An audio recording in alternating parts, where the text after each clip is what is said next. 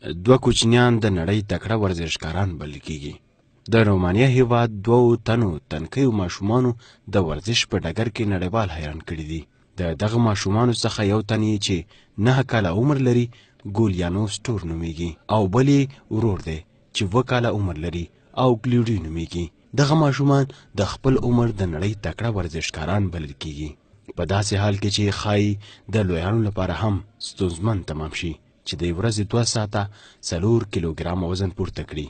خو یاد ماشومان دغه کړنه بې له کومې ستونزې څخه ترسره کوي.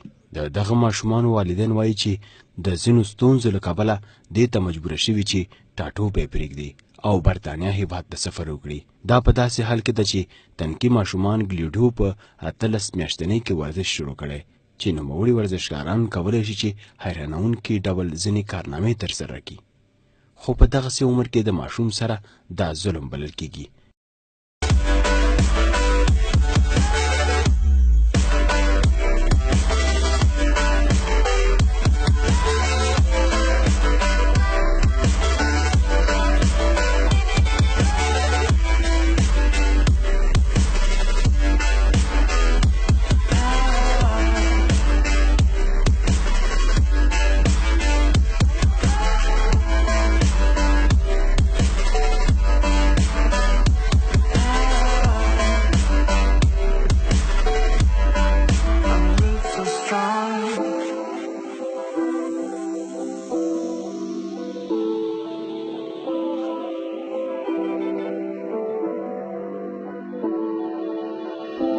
This is not forever.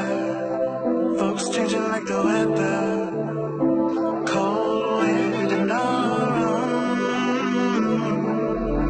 toxic people being severed, like leaves falling in September.